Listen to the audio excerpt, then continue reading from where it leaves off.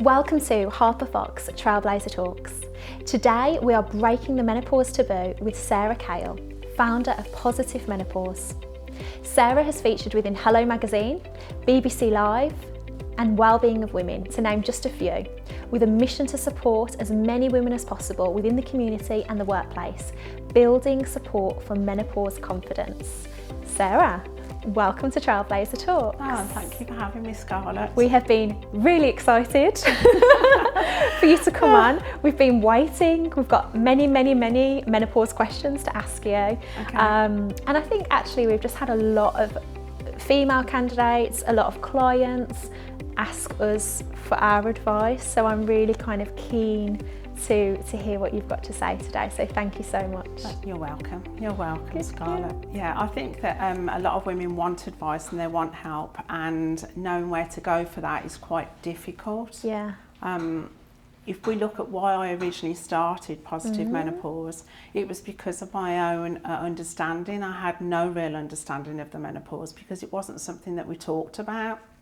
I didn't even know that I was going through the menopause, and my journey had started, say, 4 or 5 years previously, because it sort of crept up on me. Okay. And being in my 40s, you automatically assume that you're not at that age of menopause, because everybody thinks that menopause starts in your 50s, and it doesn't. That's what I would have thought. Yeah, exactly.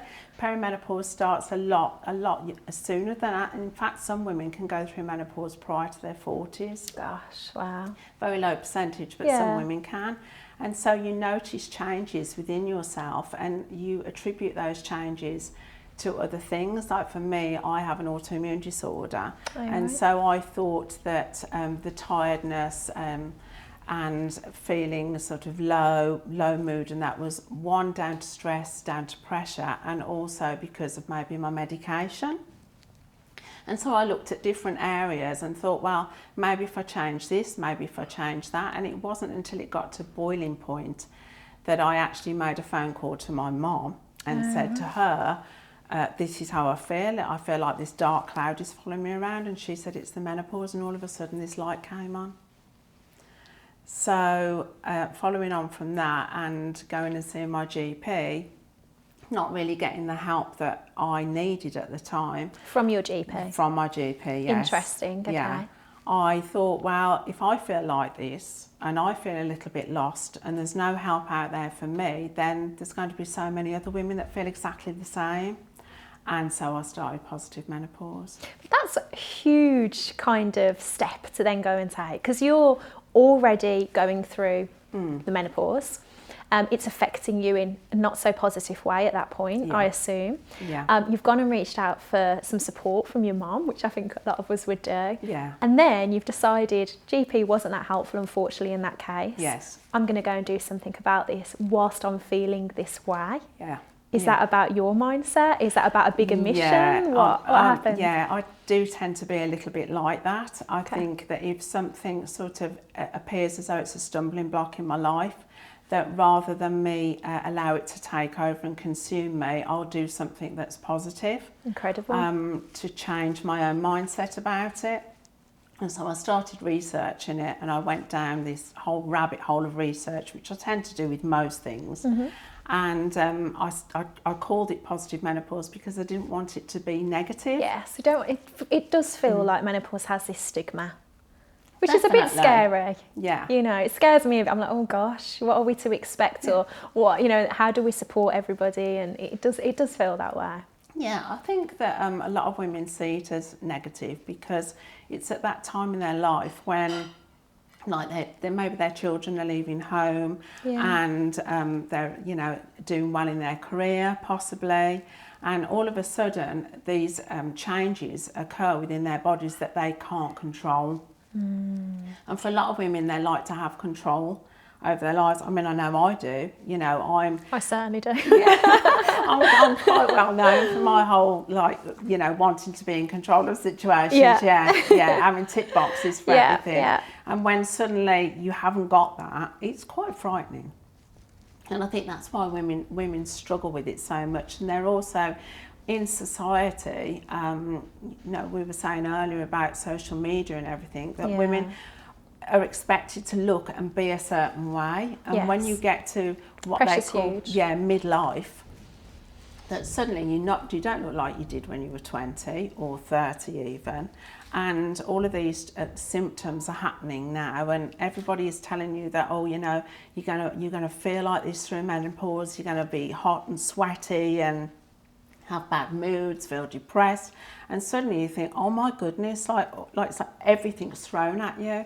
But it really shouldn't be that way, because it is a vital part of life that it's another season, you know, it's a change, you can develop, you can grow, and there are so many more opportunities as you go through menopause, you know, to reassess your life for a start off, which is what I did, and having this group and having these women and seeing the changes and the support that has been given to them and how positive they've become about their lives is so rewarding. So from something that could be so negative, you can create something positive. Really positive has flourished. So tell us about that. So you then went and you were like, I'm going to do something about this. You created Positive Menopause. What is Positive Menopause? You just touched on a group and community there. Well, first of all, it started off with a very small Facebook group of some local ladies to me, and before I knew it, I'd got quite a few members, and we used to meet on a regular basis, and we just talk about various topics to do with the menopause.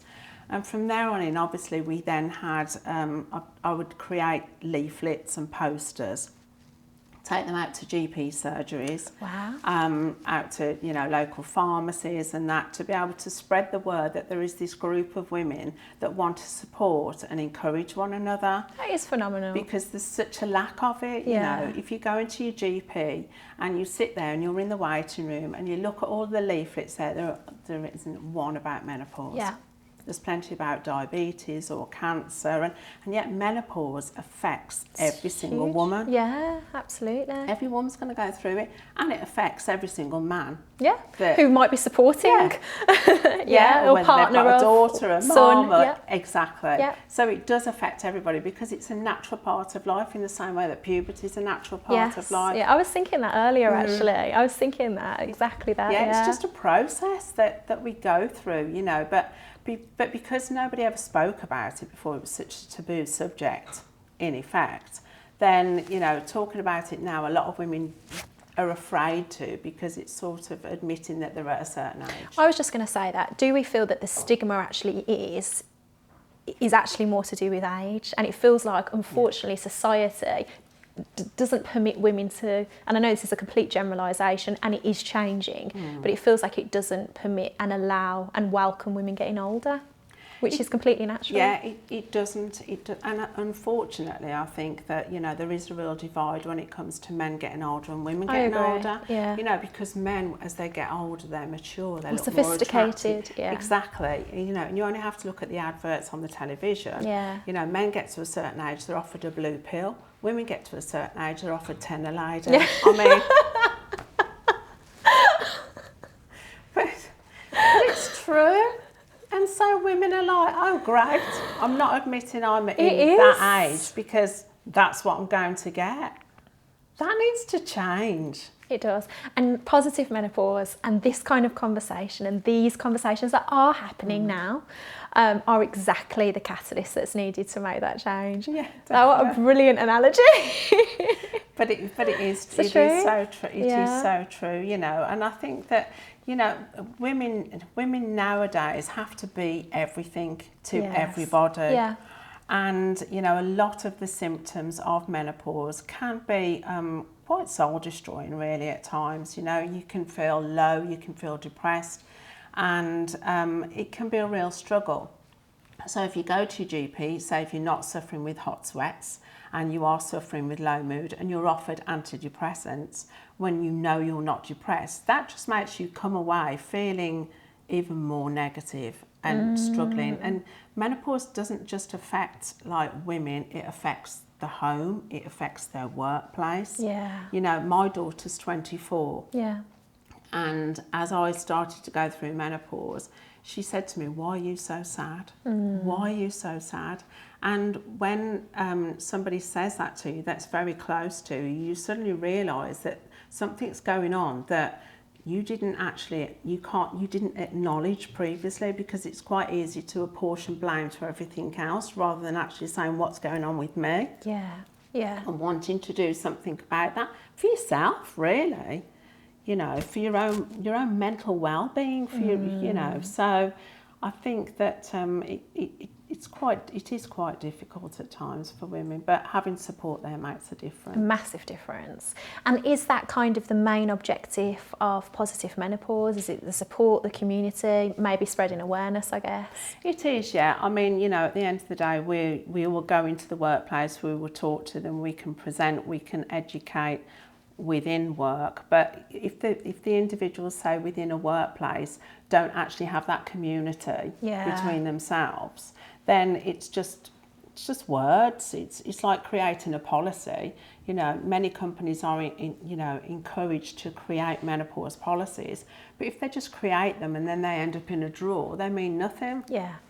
Instead, if a company puts out a questionnaire to the women that work there, look, we really want to make a difference to women regardless of what stage they're at life. Can you give us some kind of advice? Can you complete this questionnaire? Coming from help us? So it's coming from within, rather than the hierarchy that is saying we need to do this to tick these boxes, to get these accreditation, whatever that is, whether it's CIPD or whatever.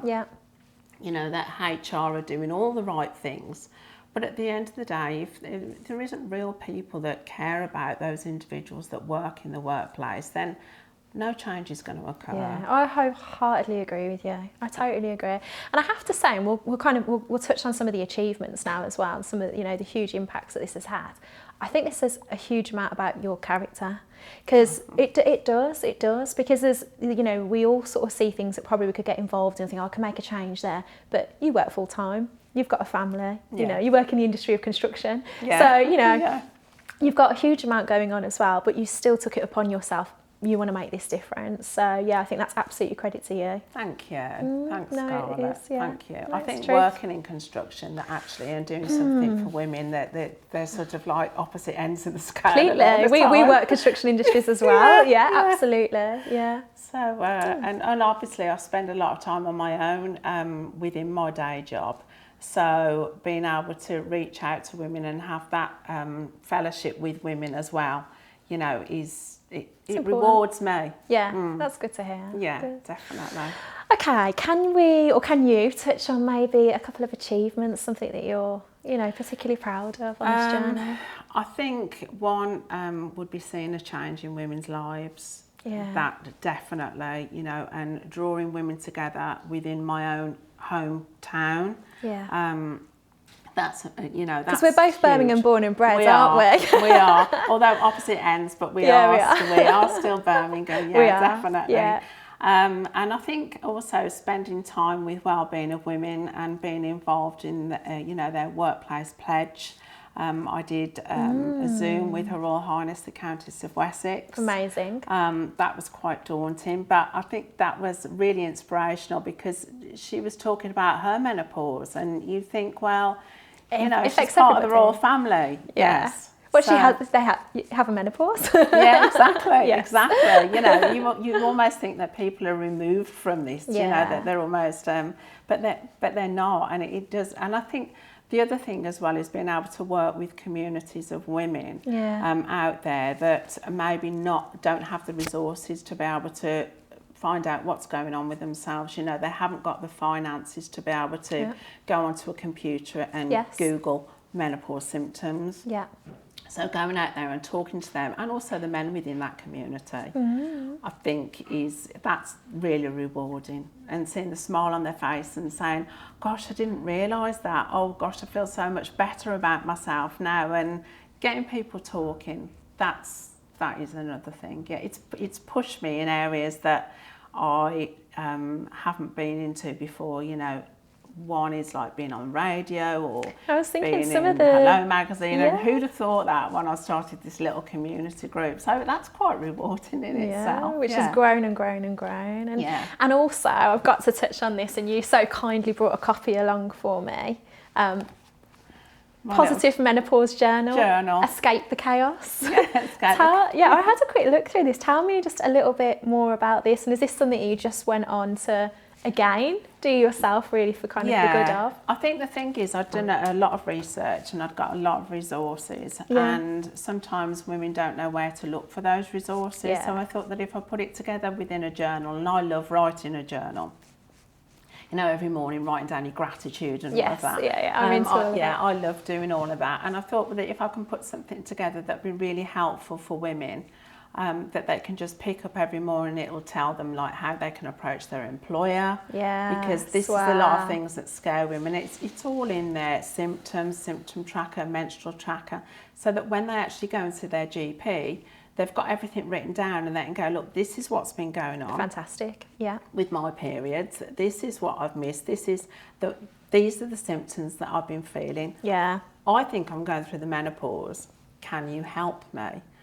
You know, rather this is so, honestly, I mean, maybe I'm being a little bit naive here, but it's a huge piece actually to be able to advocate for yourself. Like, how important is that? Especially if you're in GP surgery, it can already feel a bit like that. It can be a bit rushed. You're seeing all these different, you know, it's not a place you'd ordinarily want to be. And sometimes it's difficult to be able to talk about something that is so personal. Then you're questioning yourself as well. Is this happening to me, or do I feel this way? Am I being silly being here? Those are the kind of questions that I would suspect that some people think as well. What a great idea. I always say to women as well, whenever they go to see their GP, if they can take another woman along with them. Support. As support, it makes a big difference, because I know so many women that have come out of the GP surgery and they've just felt broken. And that is really sad, and I think that needs to change. Definitely does. So I think having something like that, it's practical. And you've taken responsibility for your own well-being. And I think that if you start to do that, it makes you stronger when you want to go and stand up for yourself. So that's why I did that. And where can people get these? That is for sale on Amazon. Right. It's for sale on Amazon. That is for sale on Amazon, Okay. And that came off the back of creativity that I didn't think that I'd got. And so I think when I was saying about menopause and it being positive, and we're going to touch on that. That you know that you do discover new things about yourself. Good. Okay. Well, why don't we touch on that now then? So we know, I guess, some of the impacts, and we'll go into that in a moment. But what are, maybe we talk about it being positive menopause and a next phase of life. What are some of the positive things that can come out of menopause? I think you discover who you are. I think that, you know, throughout life, a lot of the time you conform to what other people expect you to be. And when you get to a certain age, you stop worrying about what other people think, for a start off. Also, you've probably got a little bit more free income, because, you know, you've worked most of your life, and children have left home, or they've completed university or whatever, you know, and so that you have more time to yourself as well, to be able to explore things that maybe interest you and learn more. I mean, for myself, I've always worked in construction. I've got an accounting background. That's what I have done. And so for me, being creative wasn't something that really entered my vocabulary. And I decided with Positive Menopause to create and build my own website. Incredible. Which, you know, I'm really proud of that. Definitely. And I think, you know, but I wanted to do it in such a way that was accessible to women and it interested women. It wasn't just about symptoms and that. It made things fun and interesting as well. And so doing all of that, the whole lockdown gave me that time to be able to do that and explore things and that. And I think that, you know, women need to discover who they are, because everybody's individual. We're not all the same. And as you go through menopause, that's the time to take stock of who you are. And that's why it can become really positive, because it's a new season in your life. New season of your life to embrace. To embrace. Definitely. And one that is period free. After a period of time. Save yourself a lot of money as well. There you go. And also HRT, now you only have to pay once a year rather than every single time you get your prescription. So that's changed. Yeah, thanks to Caroline Harris MP. She took it to Parliament. Absolutely. Because, it's free in Wales, it's free in Scotland, but here for some reason it wasn't. But now there's just one payment each year. So it makes it more accessible as well to women that maybe couldn't afford to. Yeah, on very tight incomes. HRT, yeah. Absolutely, yeah, huge point. So I suppose that probably the key one is, how do you feel that the menopause impacts women during work or at work? Oh gosh, it impacts women in so many different ways. I think one of the main areas that it impacts women is feeling like they've lost their confidence. Yeah. You know, symptoms of menopause can be brain fog. And so if you're doing a job that requires a lot of focus and suddenly you're struggling with that focus, you then feel quite negative about yourself, and then other people might pick up on the fact that you're not actually doing your job maybe as best as you were a week previous or a month previous. So there's that. You see, when it comes to physical symptoms, people can see what's going on. So if you're having a hot flush or something, people are like, oh, you're warm, let me open the window. And, you know, there tends to be a little bit more care when it comes to that. But it's more obvious. Yeah, it is obvious, yeah. It's like if you break your leg, people are like, oh, you broke your leg, let me help you, you know, sit down. But if something's going on internally and you say, oh, I'm feeling this way, then there isn't as much sympathy. And so with menopause symptoms at work, actually going to your boss maybe and saying, listen, I'm really struggling with this workload. I've not been sleeping very well. I'm getting up, you know, I'm getting up later. I'm rushing in the morning. I'm struggling at home as well. You know, my relationship's suffering because of it. And that's having a negative impact on me as well in the workplace. Then, unfortunately, there is this fear element that if you're honest about what's happening to you, then you might be deemed as not being any good for that job anymore. And I know women that have left high-powered jobs. I've left them to go and clean. Now, there's nothing wrong with going and cleaning. No, there's not. At all, because everybody, you know, if I had my time again, I probably wouldn't have done the job that I did. So it can be an opportunity to explore different avenues. However, if you're leaving because there's a lack of support, then one, that creates an issue with retention within that company. Because the cost of re-employing, retraining somebody is massive. And generally at that point, you're going to be an experienced member of the team, generally. Definitely. Somebody, like you say, that's adding real value to the business. And also, if that happens, then it leaves a bad taste in the other employees' mouths, really, because of that. Because they'll all think, well, if they're not supporting that lady because of that, then why they're are not they going to support me? And I think it's really important to interject here and say that we know around 1 million women a year leave the workplace because they don't feel supported with menopause. And a lot of these women are going to be the age group generally that are probably either, like you said, yes, you could be a cleaner, but you also could be someone that's quite senior in an organisation and maybe sitting at board level. And we also know that a lot of the businesses, huge amount of corporate businesses, have this objective for gender diversity, especially in those more senior positions. So if this isn't taken seriously, it's going to be very difficult actually to obtain that. That feels to me the reality as we're having this conversation. But the thing is as well, Scarlett, that at the end of the day, if they all talk, and there is this inclusivity within companies, and you know, women and men are able to have a voice and to be able to express how they think that the company can move forward and how it can create positivity within the workplace, then surely that benefits the company financially as well. You know, because it would increase engagement and retention. Exactly. And you've got a happy working environment. Yeah. And if you've got happy people at work, they're more likely to be loyal. Yeah. And they're more likely to put in more of an effort in their go above and beyond. Yeah, exactly. Yeah, I totally agree. So doesn't it work out better to be able to take, you know, if you go to work and you're pregnant and you say I'm pregnant, there's already a structure in place for women that are pregnant. There is, and I was just going to touch on that. And I'm probably going to sort of play the other side of the table. I'm a business owner too. So I'm thinking, right, okay, so we want to give back, we want to do all these great things, but ultimately we need the business to be profitable for us all to be in work. That's the reality as well. And I think the thing is, with pregnancy, it feels as though pregnancy goes on for 9-10 months, 40 weeks. With menopause, it feels like, or maybe you can enlighten me, the impacts can go on for many years. They can. My understanding is maybe 10, 12 years.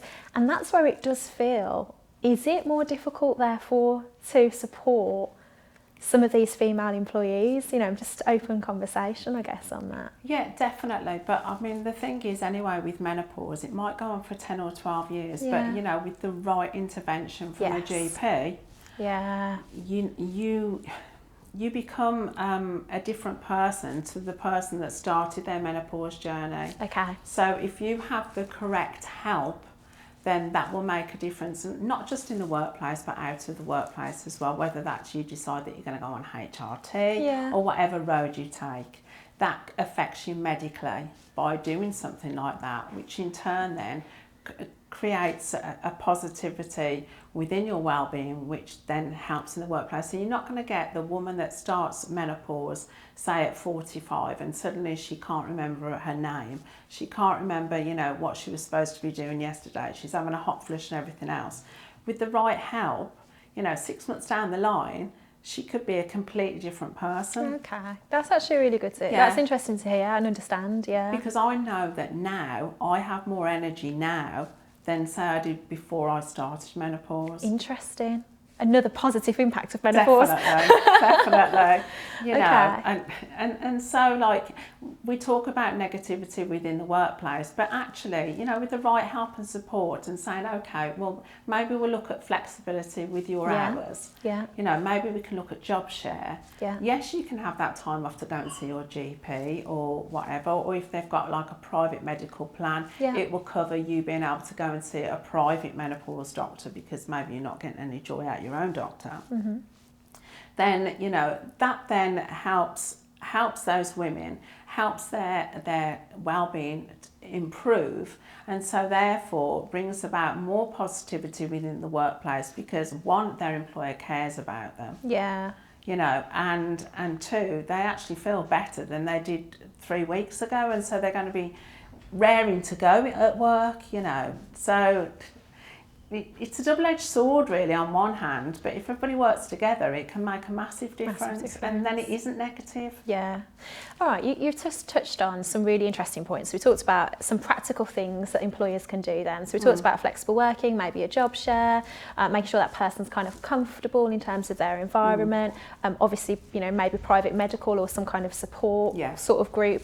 Is there anything else? I know there's a lot of companies at the moment writing for the first time their menopause policy. I would say having somewhere that a woman can go if she needs to just sit down for 5 minutes away from her desk. You know, if people smoke, they're allowed to go outside for 10 minutes and have a cigarette, but if a woman gets up out of a meeting because she's feeling hot, she's feeling she needs to go to the toilet or whatever, that she can just say, I'm just going to go and take 5 minutes, and it's not questioned. I think things like that, you know, getting champions within the workplace, and that doesn't necessarily have to be another woman. It can be a man, because if we get men talking about this as well, not being afraid to ask questions, then you have a better, you know, connection between the genders within the workplace as well. And that becomes positive. So I think that it's allowing men to understand, not being afraid to talk about these things, and, you know, for the women in the workplace, not being afraid to be able to be open and expressive about what's going on with themselves. And that's what I was going to ask you. So what is, 2 questions, I'll start with the first one. What is the best way for a woman who's in the workplace at the moment and who's maybe, you know, this isn't a topic of conversation they necessarily want to bring up, perhaps they're a bit embarrassed about it, but they do recognise they need some support. What would be the best way for them to maybe go about trying to gain that support? I think, first of all, if you've got a HR department, then go to your HR department, occupational health, you know, that kind of thing. Maybe even send them, you know, a short email saying, you know, that there are many women, and don't just maybe focus on yourself, focus on all of the women that are there. Because if you say, I'm feeling like this, I'm feeling like that, it's almost like invasive, doesn't it? You're like pointing the finger to yourself. Oh, this is me I'm really struggling. We're struggling. But if you like talk about it in a general sense, you know, there's been a lot of conversation at the moment in the media about menopause and that. And I can't really see that we've got anything going on here in the workplace. Is there any way that we can look at this? I'm quite happy to get involved, put yourself forward. And then you then could become the menopause champion. So, it's not saying, oh, I'm really struggling, this is going on with me, you know, oh, it's so negative, but saying, actually, can we do something in our workplace? Being the change. Yeah, and you benefit from it in the same way that I did within my community. Yes. Just do the same thing within your workplace. Yeah, I think that's an absolutely brilliant piece of advice, actually. Really, really good. Doesn't have to be that hard. No, and then the other question is, and I'm going to ask it for the male managers, actually, and male leaders, how might they best approach this with some of their female employees, or should they even approach it? Or if one of their employees was to come to them, how would be the best way that they maybe could support that individual without feeling like, should I be having this conversation? Yeah. I think, you know, at the end of the day, men need to be educated about menopause, because it doesn't just affect them in the workplace, it affects them in their home life as well. And a lot of relationships break down during menopause. In fact, women have taken their own lives because of menopause. Really? That's how severe it is, yeah. That's how severe it can be. Can be, yeah. And that's because we have a lack of understanding of what's actually going on.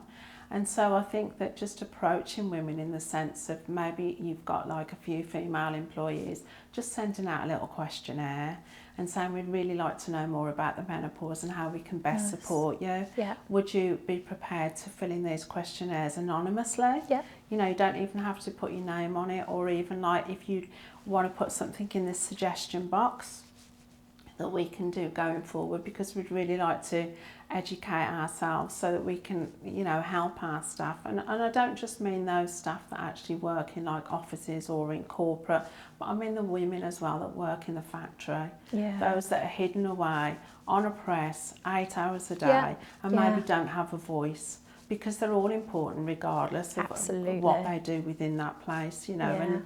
And I think that if men do that and approach women in that way, from an empathy point of view, from a caring stance, then, you know, that will create a change, definitely. Yeah, brilliant, excellent advice. Yeah, excellent. As I'm speaking to you, it all feels possible. Yeah, you know, which is great. Yeah, which is great. Definitely. So I'd really like to just backtrack a little bit and maybe just go back to some of the core symptoms and impacts of menopause. Yeah, I mean, with menopause, obviously, a lot of women assume that you start menopause at around the average age of when you finish menopause, which is 51. 51, yeah? Yeah, because menopause basically means your menstrual cycle stops. And so perimenopause can be 8 to 10 years prior to that, and then obviously you've got postmenopause afterwards. Right, so there's almost 3 phases of menopause. There is, but actual menopause is a very, very short phase. So that is just the pausing of your periods? Exactly. Wow. That's all that means. Wow. And obviously after that, you're still lacking in those hormones that you've had since puberty. Estrogen, progesterone. And a lot of women assume that when they finish menopause, then they stop taking their HRT, but that isn't necessarily the case. If you listen to Dr. Louise Newson, she actually says that some of her patients are still having HRT into their 70s. So it isn't something that just suddenly, well, this is the start point and that is the end point. These are the symptoms you're going to get, because not everybody has all the same symptoms. Yeah, so you've blown my mind a little bit here. Can I clarify? So do some women, and this again might be the novice in me, take HRT prior to their menopause, their menstrual cycle stopping? Yes. Yes, okay. because obviously because of the symptoms. Yeah, your estrogen levels start to deplete. Right, okay. And when your estrogen levels start to deplete, that's when your symptoms start to kick in. Okay. Because estrogen affects so many things, even like dopamine. Okay, so your happiness, so that would make sense? Yeah, that's why obviously you can have that sort of like negative feeling about yourself. Wow. There are other things that it can affect, such as you can have adult acne, which can be quite difficult for a lot of women, especially in today's society when we have to have this amazing skin and, you know, perfect hair. Your hair can get dry, it can get greasy. Restless legs, that's another one. I've heard of that. Yeah, your legs are just like that. If you take magnesium, that's really good for restless legs. Right, okay. There's a top Trailblazer Talks tip there. As vitamin D is very important as well during menopause. Knew that, for bones, muscles. Exactly. Yeah. And that's why we encourage women within our group as well to maybe look at different areas of exercise, because you know, there's osteoporosis as well as heart disease. When your estrogen levels reduce, then obviously it can affect your bones, and so therefore by doing weight bearing exercises, that can increase your muscle mass, which in turn increases your bone density. So it's very important to look at everything as a bigger picture. And so when you look at like your symptoms, there are other things that can help alleviate those symptoms. And one of the massive symptoms that women struggle with is dry vaginas. And that's something that they don't like talking about, because obviously it impacts their life on a day-to-day basis. Even simple things like going to the toilet can be extremely painful. So we're not just talking about having sex here? No. Okay. So we're talking about day-to-day impacts? Day-to-day impact. It can become that difficult for some women that even sitting down becomes painful. Wow, okay. And so being able to talk about that, you know, it's quite a difficult subject, because it's not something that women like talking about. Is like, you know, private areas of a woman's body. It's not something that we like discussing. And so I think finding a safe place where you can go and talk about those things is really important. And quite often it's misdiagnosed as well, but you don't need full HRT to help with that, because you can be given a small tap that's you insert, which sits on your cervix, and that doesn't actually enter into your bloodstream, and that makes a massive difference. And so there's remedies really? There is. Yeah, or you can go through everything that's on the counter at your local pharmacy. You can try all of that and then go down that road, which was...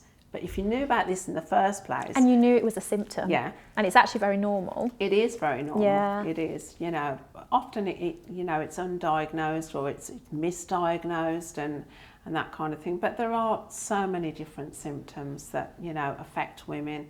And, I mean, there's over 30 of them, but they don't necessarily affect every woman. Itchy skin, that's another one. Yeah, I've heard that. Suddenly start itching.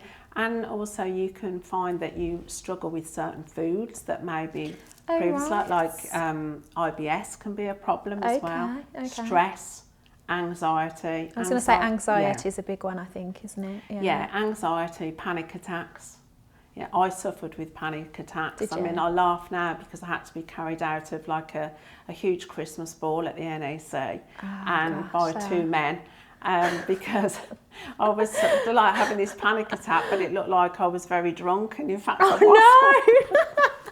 In fact I wasn't. I was really poorly. Positive menopause as you're going through the crowds. Handing out leaflets. I really love that dress as well. I had on that evening. It was just ruined. But you know, I think it's thinking, okay, what's going on with me here? And I then looked back at when I was younger and realised that things happened to me when I was younger. Like, I used to have panic attacks, but at the time I didn't realise it was a panic attack. It can then affect you when you go through the menopause. So is that because the hormones are changing again? Definitely, yeah. Because that would kind of make some sense, wouldn't it, really? Well, you learn to suppress things and you don't face them, you don't deal with them. And then suddenly you can't suppress these things anymore, and they're out in the open because you have no control over it anymore. And I think, you know, finding ways in which you can work through things like that, like CBTs, is really helpful. That's what I was going to say. I was going to say, so say for a woman that's experiencing bad anxiety and panic attacks during menopause, we've talked about some practical kind of remedies and medications for some of the other symptoms. But for anxiety or low mood, would that be the typical things that you would go and explore generally for anxiety and low mood? Meditation. I think so. I mean, obviously it's best as well to, you know, assess what else is going on in your life, because other things can create or heighten anxiety and stress. Of course. You know, maybe look at that, and also maybe to go and, you know, seek help from CBT. It's proved to be really beneficial for women in menopause. And then talk to other women as well. I mean, there isn't just my, group. There are plenty of other Facebook groups or, out there in the community. There's lots of women that are out there doing really positive things and wanting to help and encourage one another and finding ways as well to support each other. And also, I mean, I just read so many books. I just love reading books, and whatever I learn, I'll pass that on to my friends. If they're finding something difficult, then I'll say, well, have you thought about this? Have you thought? It's thinking and looking outside of the box, because there is plenty out there that we can use to help ourselves, but it's just seeking it and finding it.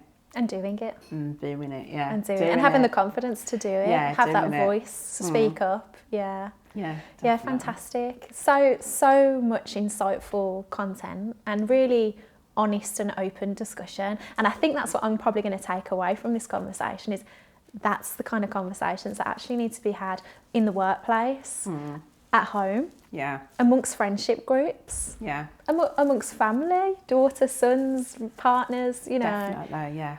That this can be a super open discussion actually around support.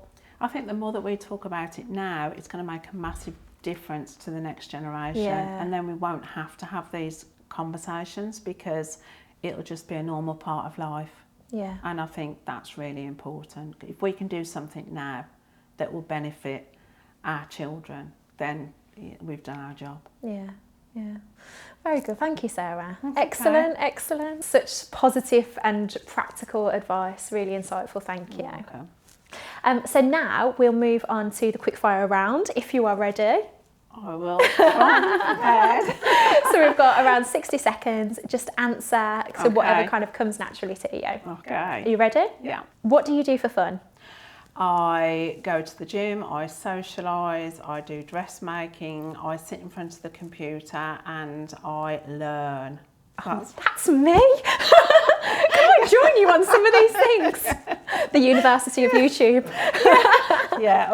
Don't get me started on YouTube. Right, brilliant. What does equality mean to you? Oh, fairness. I think it doesn't matter what your social background is or your education, whether you're male, female. Yes. It's all about everybody having the same chance and same opportunity. Totally agree. And what would you say to your younger self? Oh, I would say appreciate yourself more. Ooh, touch on that a little bit. I think that when you're growing up, you don't actually acknowledge, your strengths as well as your weaknesses, and all you tend to focus on is the negativity about yourself. And if we all appreciated ourselves a lot more, then we would actually realise our potential at a lot younger age. Yeah, beautiful. Yeah, agreed.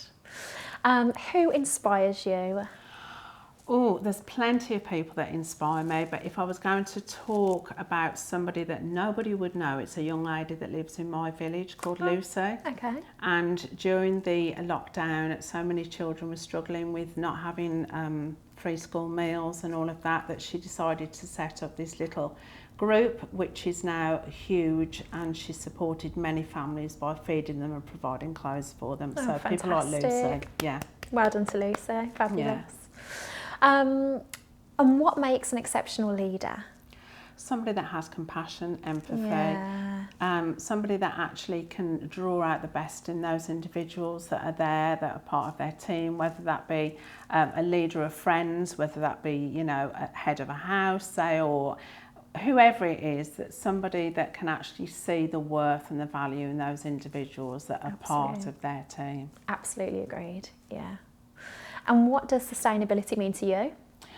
Sustainability, as well as clothing, which is something that I obviously take a lot of interest in, it isn't being wasteful, and it's actually putting back into the resources that are, say, within the workplace, and educating and helping those individuals that are there to progress forward without being wasteful. Yeah, very nice.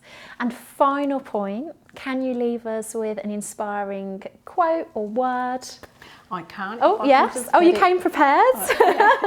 Yeah, because I don't think I would remember it otherwise.